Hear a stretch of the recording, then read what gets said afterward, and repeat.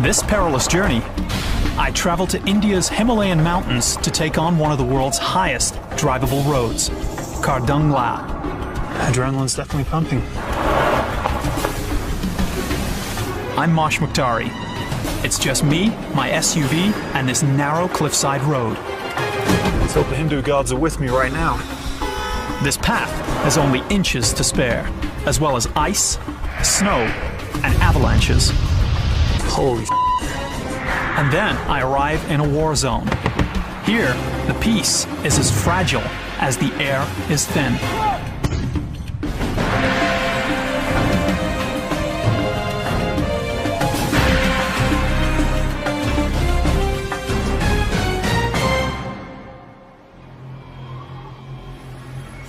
India is home to more than 1 billion people and one of the world's fastest growing economies.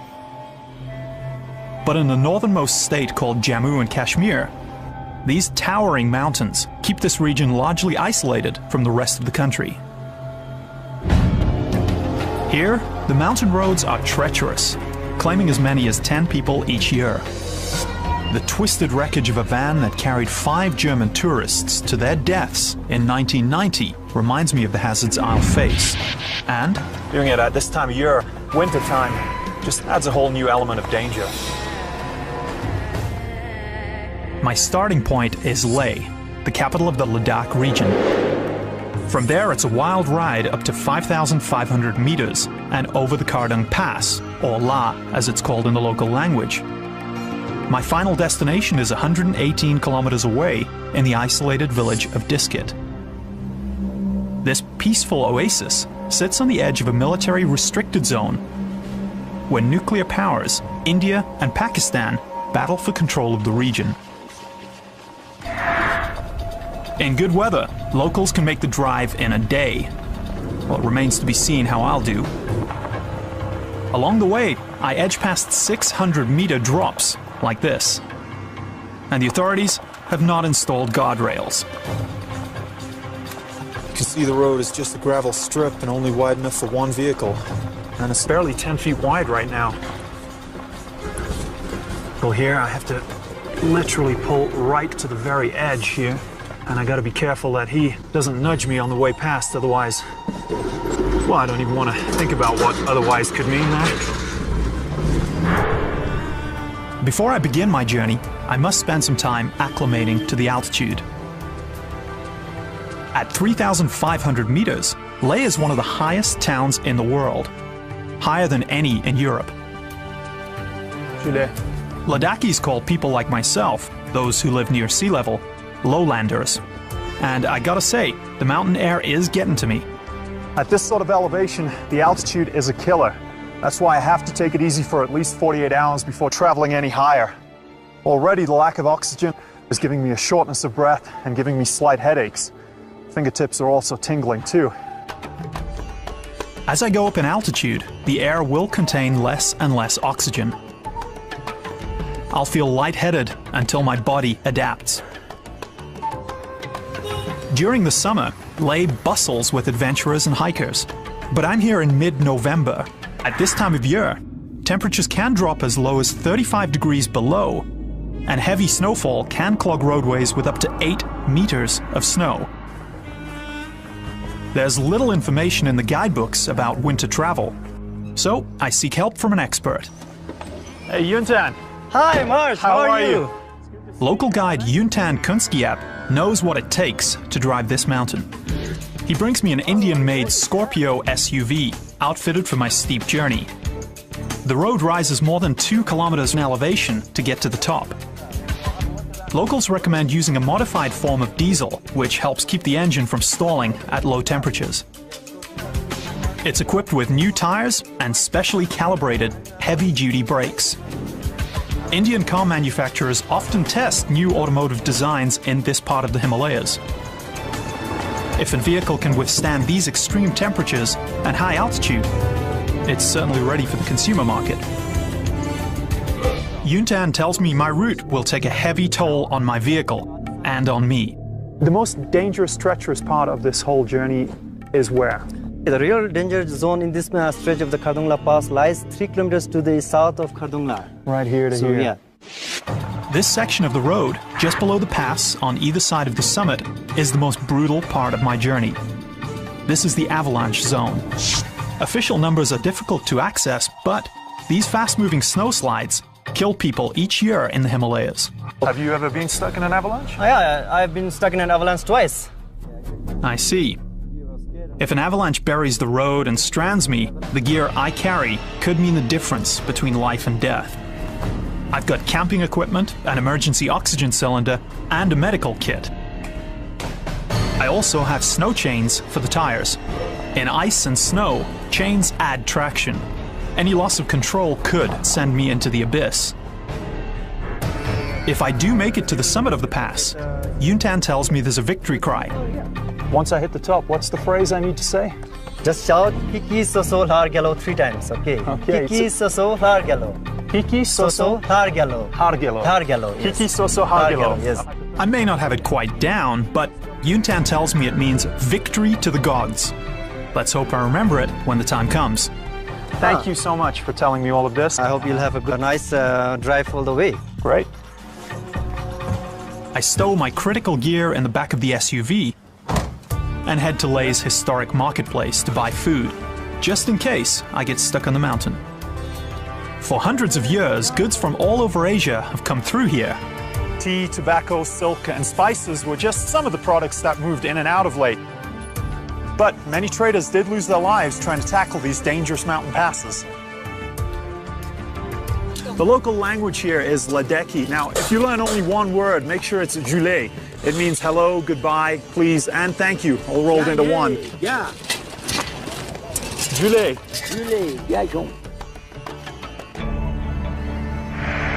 It's 39 kilometers up to the Khardung Pass, over some of the most demanding terrain in the world. Just another day at the office. For the first leg of my journey, I'll travel with a man who knows these mountains perhaps better than anyone. Former Indian Army officer and adventurer, Harish Kohli. Hey, Harish, how are you? Very good. Good, it's great to see you. Josh. Yeah, it's a pleasure. You all ready to go? Yeah, it's all set. Jump on in. Harish is a legend in these parts. In 1995, he and his team became the first people to ski across the Himalayas.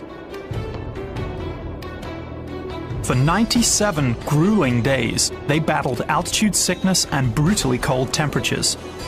2 of his party suffered severe frostbite, and one of them lost 7 fingers. You have done some pretty amazing things skiing across the Himalaya. Yes. What drives you to do those things? You sort of get addicted to it. It is a drug called adventure. I want to grow as an individual. Right.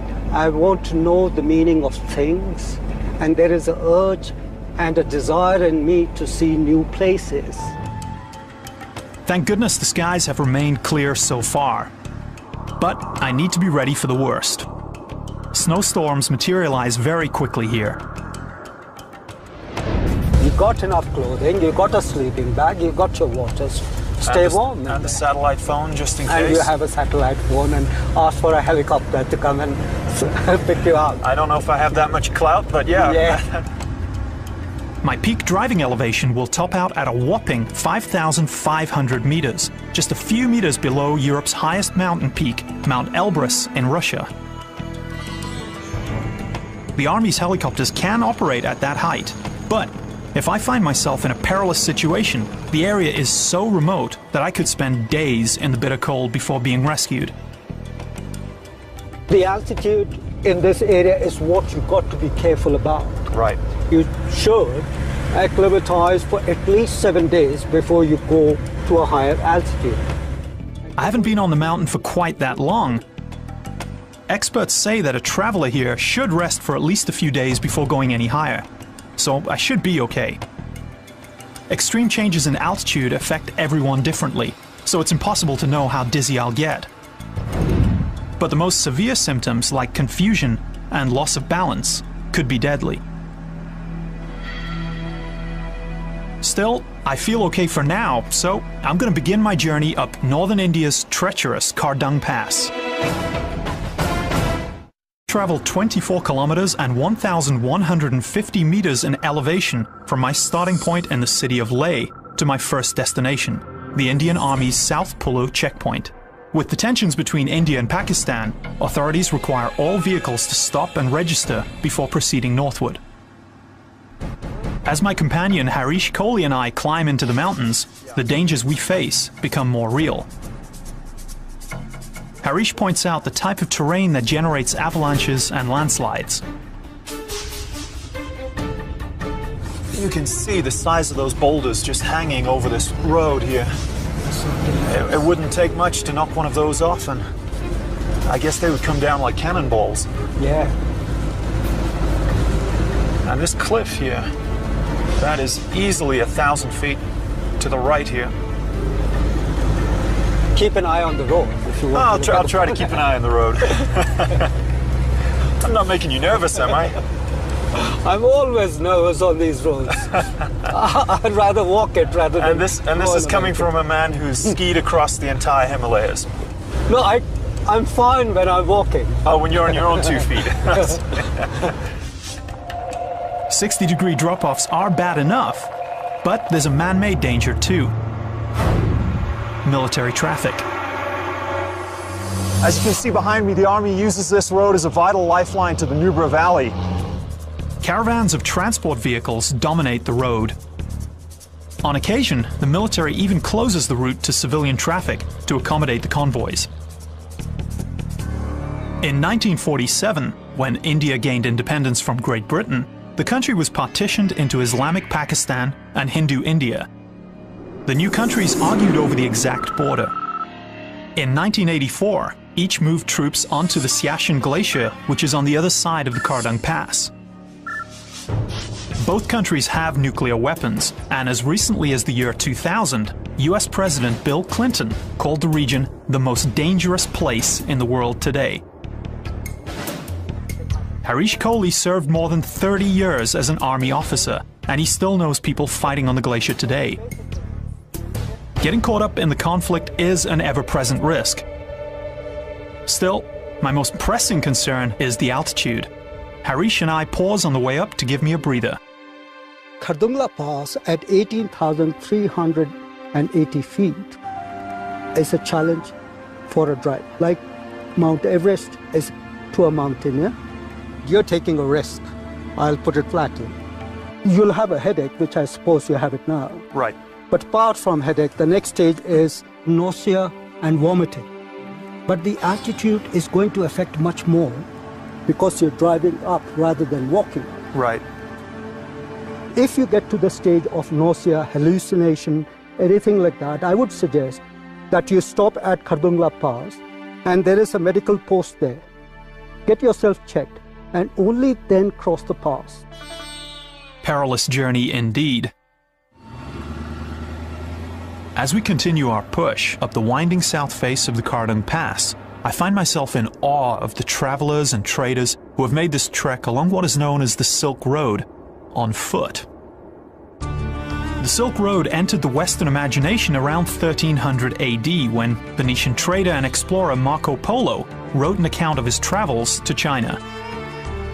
About an hour into the journey, Harish and I arrive at South Pulu, the last outpost before the top of the mountain.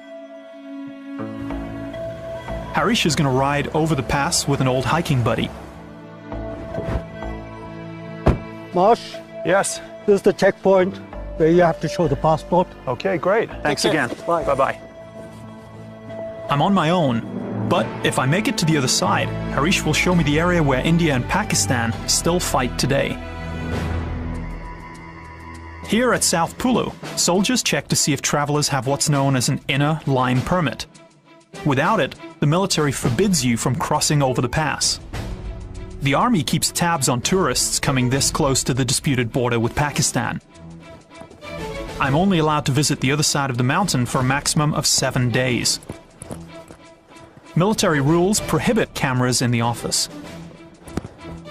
Passport's all checked, permit in hand, ready for the summit. I'm glad the check-in only took a few minutes. I still have plenty of time before sunset to make it over the pass and down into the Nubra Valley, where they'll check me again too, make sure that I've actually made it over the top. If I don't make it, they know that something's gone awry. I'm averaging about 25 kilometers an hour around these blind curves. But some of the truck drivers barrel around at 3 times that speed. Now, most Indians believe in the karma school of driving, which basically means it's not your bad driving that causes accidents, it's karma. I don't know whether to be reassured by that or to be absolutely petrified. In an effort to curb reckless driving, a division of the Indian Army has erected various signs, including this one, "Love thy neighbor, but not while driving." Pretty good advice. On average, 100 vehicles cross the pass each day, and drunk driving is a major cause of accidents. This road definitely takes my full attention. The road has changed, the asphalt has stopped. I'm now on a dirt road. It's significantly more rocky and bumpy, and the cliff edge is easily 1,000-foot sheer drop down. I stop along the way to meet with someone who went over that edge. 2005, Dawa Sering and his cousin drive to a wedding when high on the mountain, his car's drive shaft breaks. And we just rolled from the road. The car tumbles out of control. I thought I'm going to die. It looks like he's a goner. Then it rolled again like this, then we just had been thrown out of the car. Flung from the vehicle, Dawa and his cousin land on the rocky slope. If they'd remained in the car, they might have been crushed. Thank goodness you were thrown out at about 100 feet. Yeah, otherwise we are not now here like talking to you. Yeah. Dawa's experience is a chilling reminder of what can and will happen on this road. I know that any mechanical malfunction or lapse in concentration can be lethal. As a driver, I feel like I have some control, but most area residents don't have cars and must rely on another form of transportation. To get a feel for what they go through, I arrange to have a local drive my car up to the next stop, while I take the bus. This should be an adventure. Buses make this climb to 5,500 meters on a daily basis. It's a dizzying ride. Indians claim this as the highest motorable road in the world.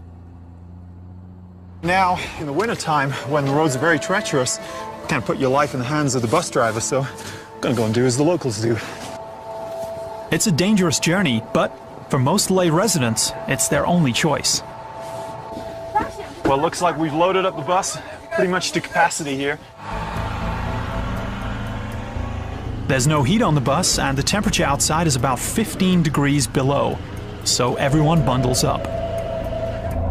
Along the road, there are almost no modern safety measures, such as lane markings or guardrails, and the bus has a schedule to keep.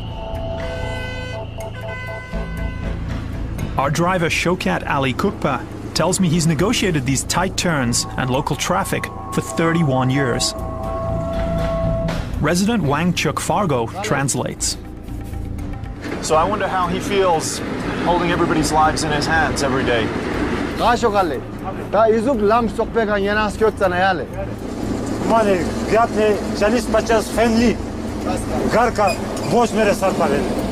He said he just drive very, very concentrated. And of course, we always think about Absolutely. God. So he has never had an accident? I hope today is not the day that his luck changes. But he said it is very harsh. The roads are very, very tough.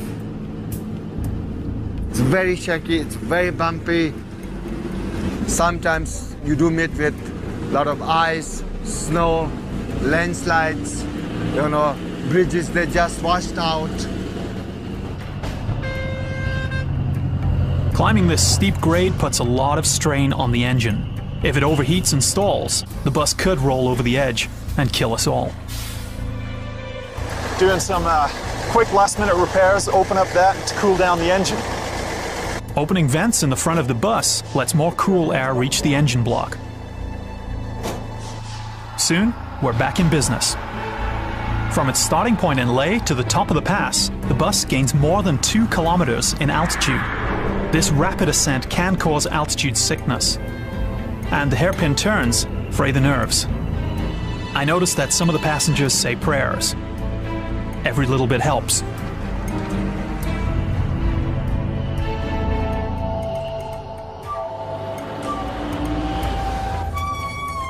We arrive at my stop part of the way up the mountain. I've traveled up several hundred meters and I'm feeling the effects. It's a little bit like hyperventilating. I'm just feeling a little delirious. My mind's not as quick as it... Some people say it was never quick. Fingertips are certainly tingling now and my head is throbbing. I've got to take a minute to catch my breath before I retrieve my car and continue on. Oh boy.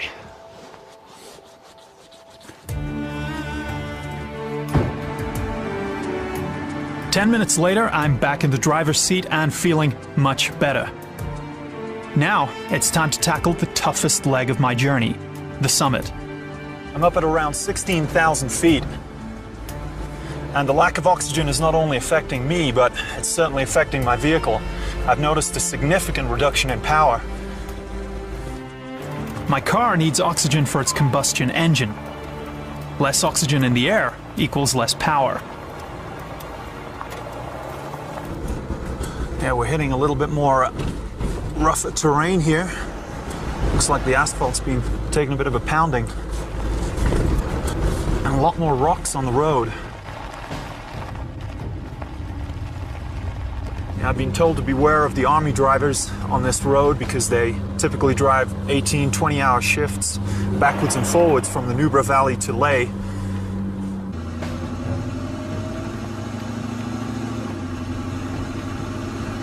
In places, the road stretches just 3 meters across, and trucks take up more than half that width, leaving me about 30 centimeters of clearance. But I'd rather scrape the car than face a 300-meter drop into the abyss.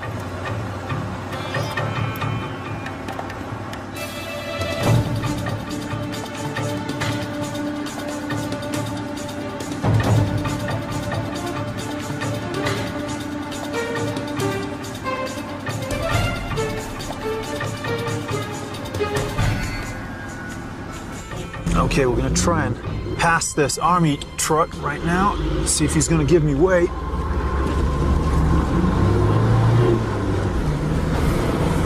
That was nice of him.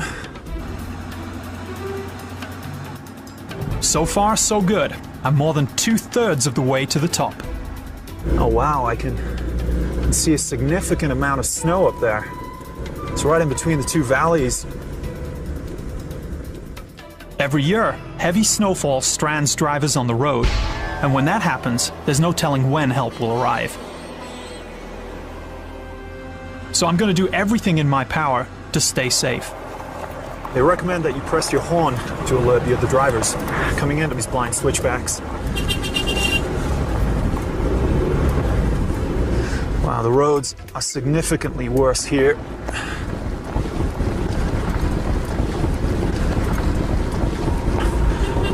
And meeting traffic on these blind switchbacks could be pretty dangerous. The road is even more constricted here, much less than the width of 2 cars. So I have to use one of the passing bays that pop up every 2 kilometers to get around other vehicles. That truck is coming fast. Let's hope that nobody swerves. If you swerve, you're either hitting some pretty large boulders to the right, or you face an even more gruesome fate at the bottom of the mountainside. The wreck below is a grim reminder that this road is a death trap. I haven't seen a passing bay in a little while. Let's hope the Hindu gods are with me right now.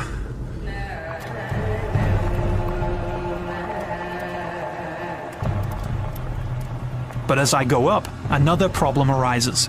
The power has diminished. I need to give a lot more revs than usual just to get the same kind of propulsion forward. I hope it can make it. There are roughly 600 vertical meters left. You can definitely see snow at the top. Gonna wait until I'm a little closer to the top before I consider bringing out the snow chains. Imagine this road in whiteout conditions.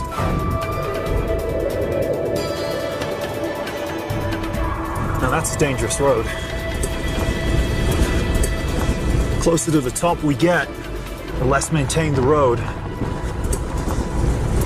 The whiteout situation. Asphalt wouldn't be the best road surface to be traveling on when you got 3 or 4 inches of ice. Oh, I can see all the way down the Lay to the left here, and the snowy peaks in the distance. I feel like I'm top of the world.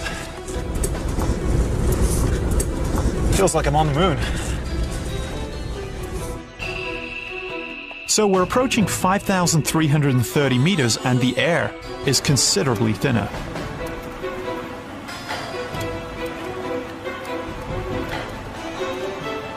The dizziness, the shortness of breath has got worse. I haven't felt the need for any oxygen yet.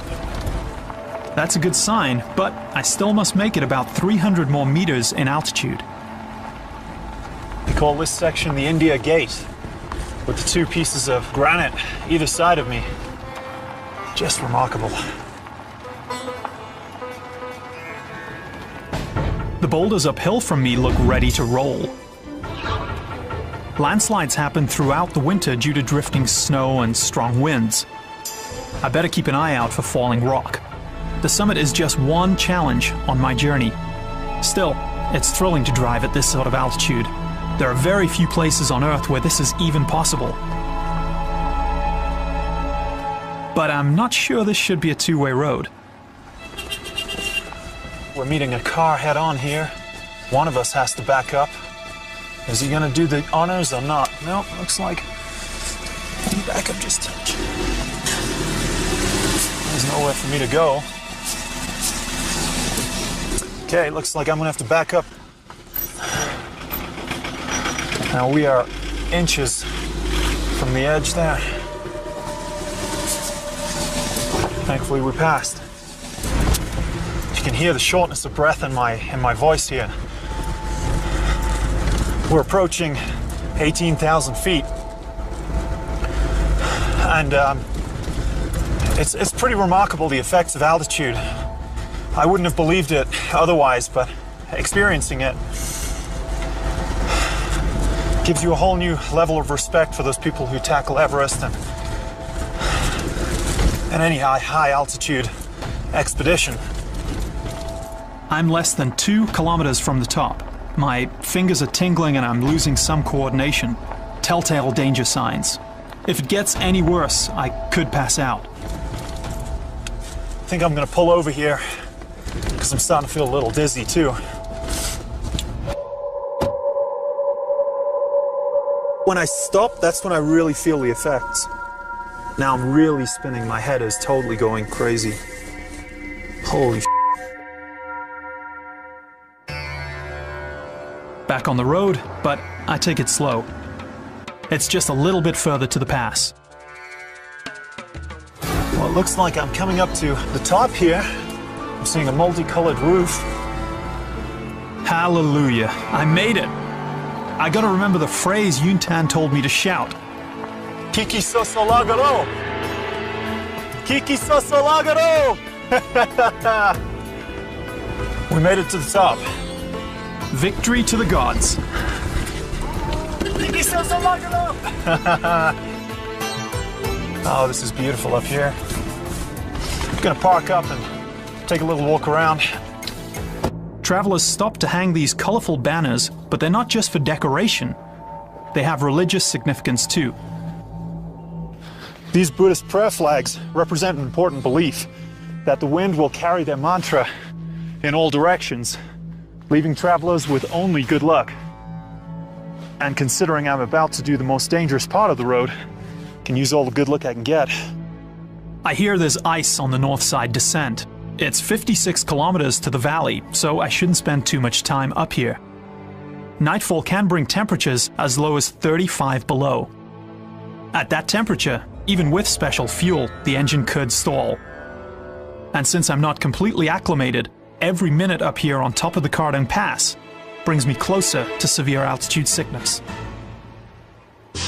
I definitely feel the effects of being at 5,500 meters above sea level.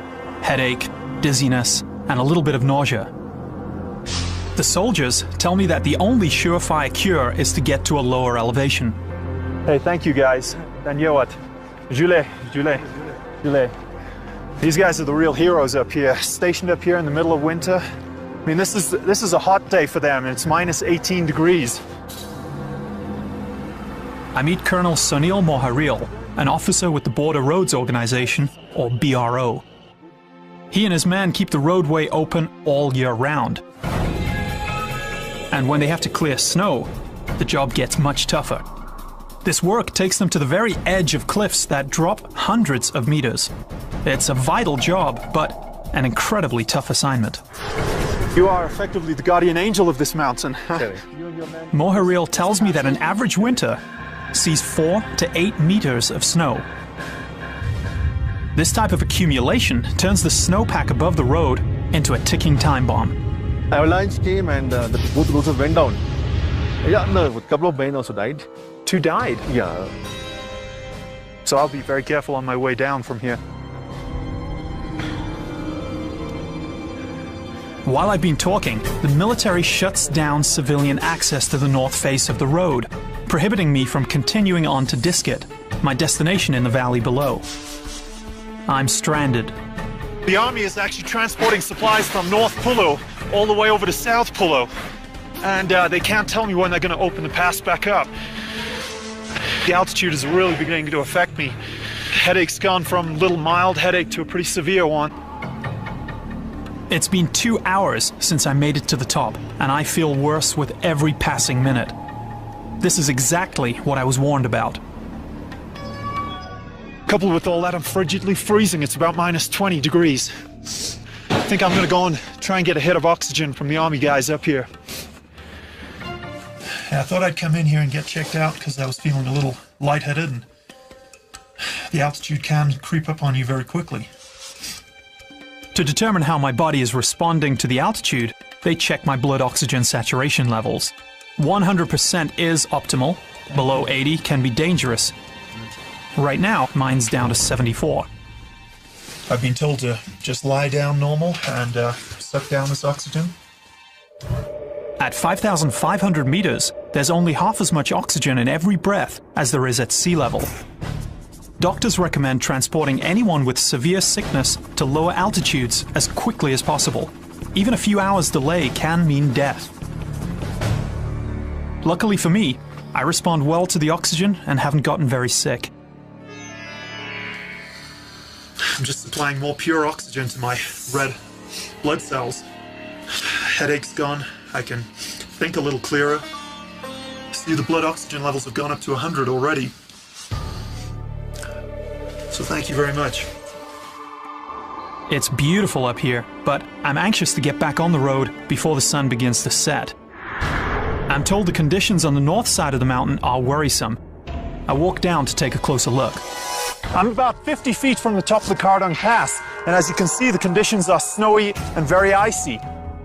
The sun barely touches this section of the mountain. When you meet oncoming traffic in a situation like this, you literally have milliseconds to react. And if you swerve, you hit sheer rock or you go flying over the edge. Now, when you're meeting trucks like this one, no wonder these accidents can and will happen.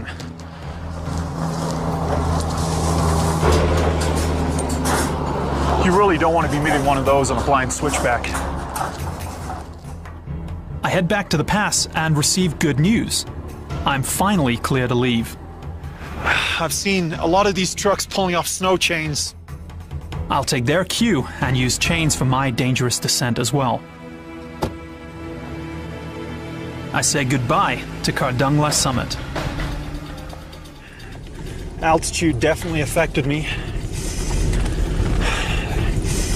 And I'm feeling it right now. Seeing a lot of ice, a lot of snow, and a pretty big cliff to my right-hand side. You can hear the snow chains working, gripping away. Just gotta make sure that I keep it in first gear Don't hit the brakes. I'm skating on 1.5 centimeters of solid ice. One slip and it's the fast way down. I can see a few wrecks down there. Okay. Pulling over for a truck to pass. Very close to the edge here.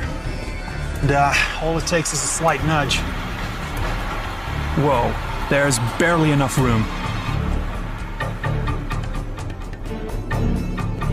On this really dangerous section, I keep my speed down to about 8 kilometers an hour. Wow, that's a sheer drop to the right-hand side. My car is slipping and sliding. More snow. This is the exact spot where most of the avalanches occur. A large avalanche could easily wipe out a whole convoy like this one, not to mention a lone passenger vehicle like mine. I see several army trucks coming up. I'll let them pass right here. Adrenaline's definitely pumping. I'm about maybe a foot away from the edge here, and it's barely wide enough for this semi to go past.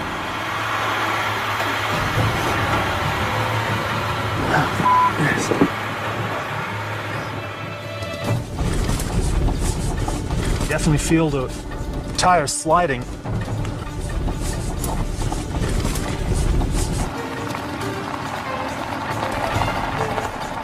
Precipice is just hanging over me like a big mallet, saying make one little slip and it's not the kind of place for the faint of heart. Finally, I emerge from the shadow of the mountain and the sun keeps this section fairly ice-free. I can go a little bit faster now, but again, really got to pay attention. Now, I probably descended about 450 meters and my car is already handling a lot better. I'm certainly starting to feel a little bit better too. I get more oxygen with every breath, and that's good news for a lowlander like me. It's amazing, you see these people fixing the roads here. Trucks drop off workers each morning to spend the entire day mending potholes and removing small landslides. I need a quick leg stretch, so I stop to check out the yak. Looks like a little frozen pond in the middle there. And some yak. That's beautiful.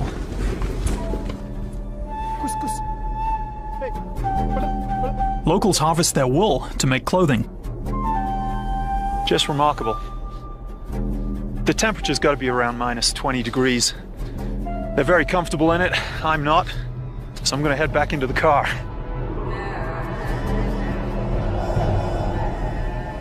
I actually make better time descending the south face of the mountain than I expected.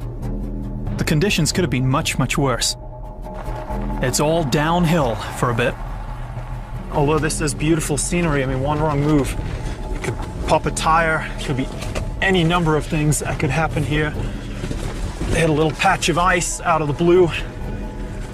The road might be all right, but I'm heading to a region where that's the least of my worries.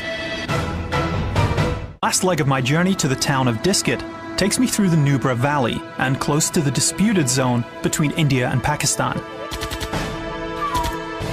It's not the safest place for tourists. Tensions between India and Pakistan have been volatile, to say the least.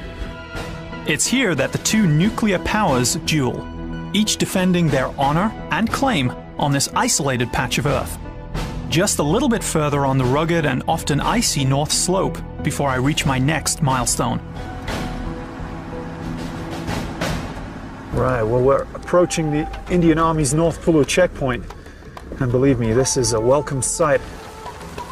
After 2 hours and a nerve-wracking descent of over 900 meters, I've made it down from the Kardung Pass. I must check in with the army so they know I crossed safely.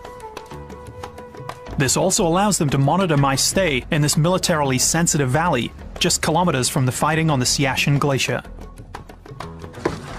Okay, all checked and ready for the Nubra Valley and onwards to Diskit.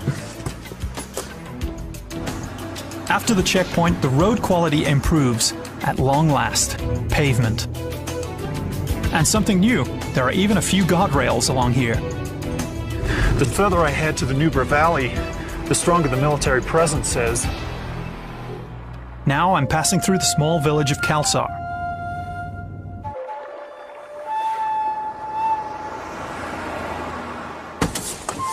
Harish! Hello, Marsh. I rejoin my friend Harish Kohli at the edge of the restricted zone. It looks like I can't go any further here. Not from here. You know, India and Pakistan has been in conflict for many years now.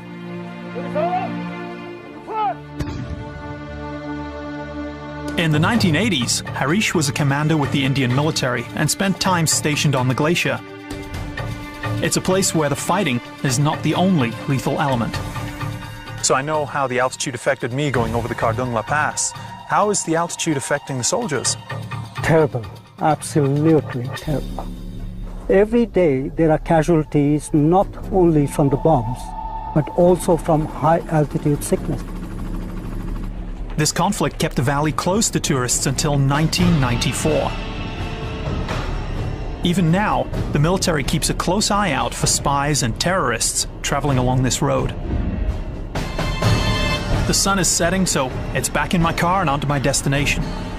The terrain's not as demanding, but the traffic's just as heavy. Okay, I've got a couple trucks that I need to get out the way of.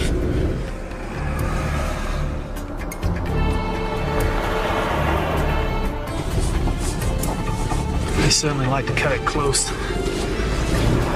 Past me, probably within inches. From here, the route rapidly descends to the valley floor. And an unusually straight and flat stretch of road unfolds in front of me for the next few kilometers. Wow, seeing the Shuk River for the first time kind of feels like an oasis in the middle of all this desert. And it must have felt the same way for those weary travelers on the old Silk Road. Nubra means green, but it's almost winter now. In the summer, the river brings this valley to life.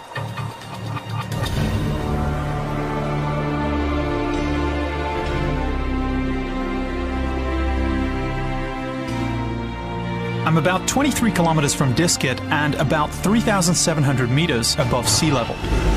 And the terrain has, well, I'm basically in the middle of a valley. I take a detour to cross the river the old-fashioned way. This section of the river cuts through a high-altitude desert, an amazing sight in the middle of the Himalayas.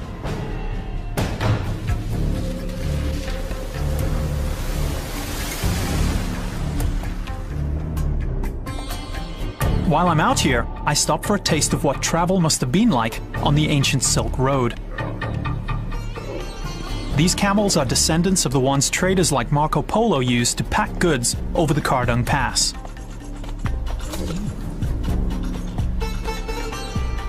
I can't even begin to imagine traveling the road I just came over on one of these.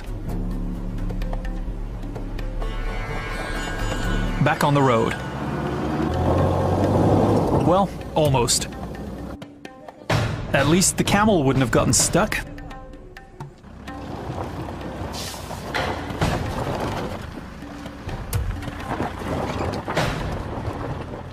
It's just 16 more kilometers to Diskit. The road rises out of the valley and skims along the base of the mountains before dropping again to the valley floor. My first sign of civilization is this group of boys playing on a frozen pond. Residents of this isolated region must be self-reliant, like these boys who build their own skates from scrap wood and bits of metal.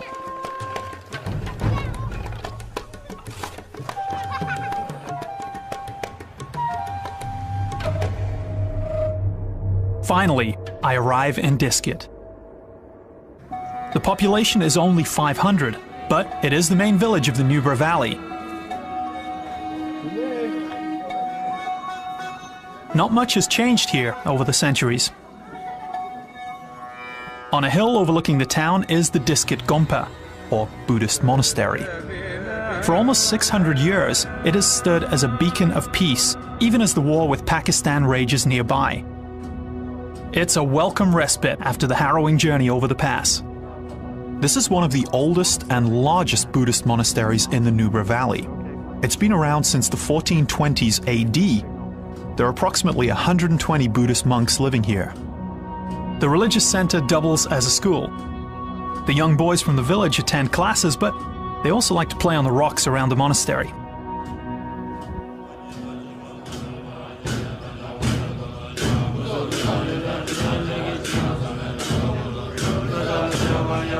The customary thing to do is to sponsor the monks, and for a very little amount of money. I sponsored them for 3 days, all of their meals, and they insisted on doing a very special prayer. The tea they've given me is butter tea, which is made from yak's milk. It's like a salty, creamy, buttery tea. Interesting. After the ceremony, the monks enjoy the sun on the balcony. Then it's time for me to go. I bid the monks farewell with the local all-purpose word "julet," which means hello, goodbye, please, and thank you. Thank you. Julet, julet. Wow, truly remarkable.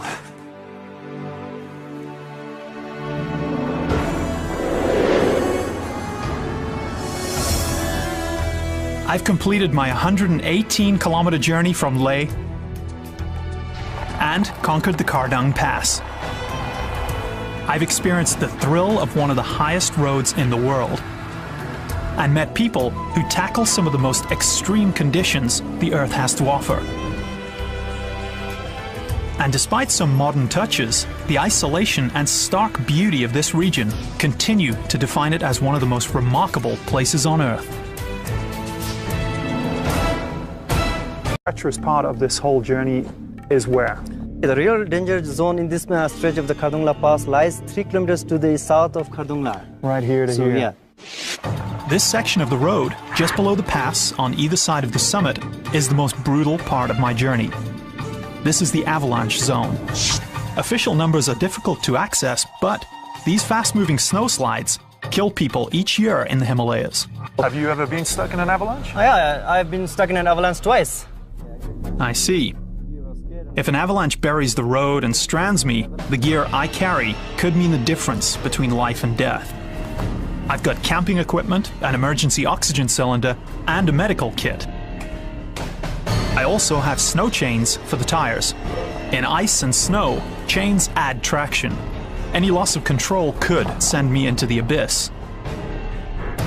If I do make it to the summit of the pass, Yuntan tells me there's a victory cry. Once I hit the top, what's the phrase I need to say? Just shout Hiki Soso Hargalo 3 times, okay? Okay. Hiki Soso Hargalo. Hiki Soso Hargalo. Hargalo. Hargalo, yes. Hiki Soso Hargalo. Yes. I may not have it. Here, the mountain roads are treacherous, claiming as many as 10 people each year. The twisted wreckage of a van that carried 5 German tourists to their deaths in 1990 reminds me of the hazards I'll face. And Doing it at this time of year, winter time, just adds a whole new element of danger. my starting point is Leh, the capital of the Ladakh region.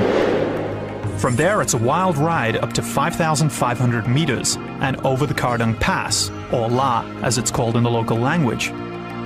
My final destination is 118 kilometers away in the isolated village of Diskit. This peaceful oasis sits on the edge of a military restricted zone where nuclear powers, India and Pakistan, battle for control of the region.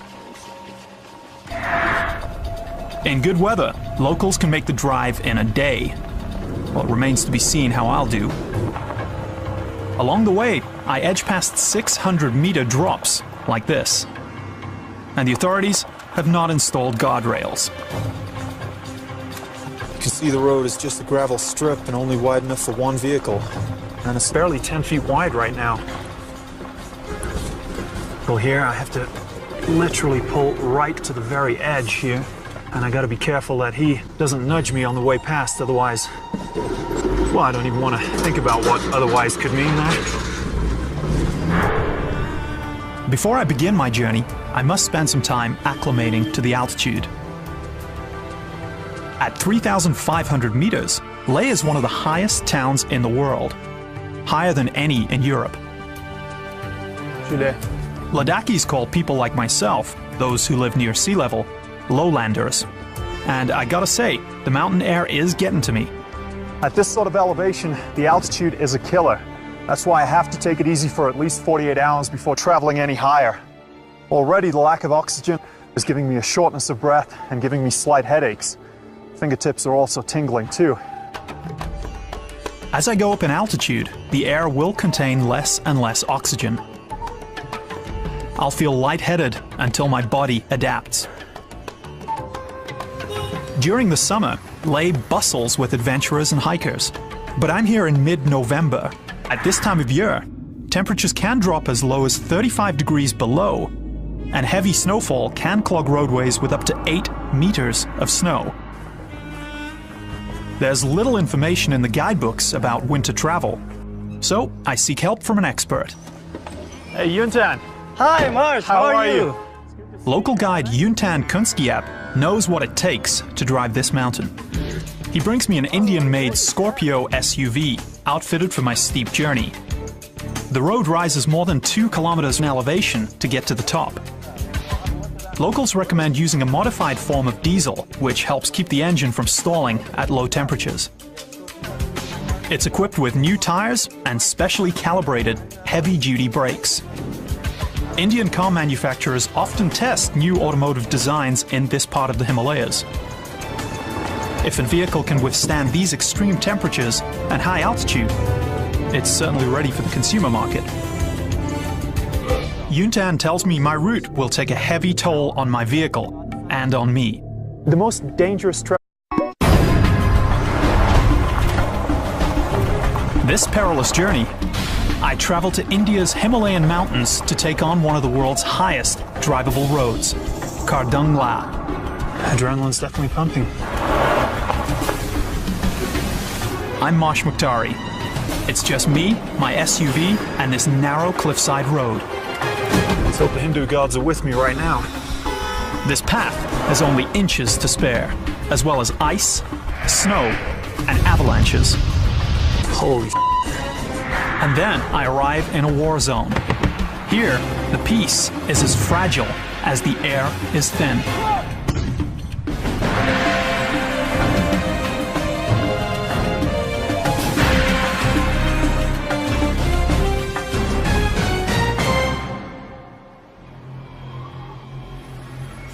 India is home to more than 1 billion people and one of the world's fastest growing economies. But in the northernmost state called Jammu and Kashmir, these towering mountains keep this region largely isolated from the rest of the country.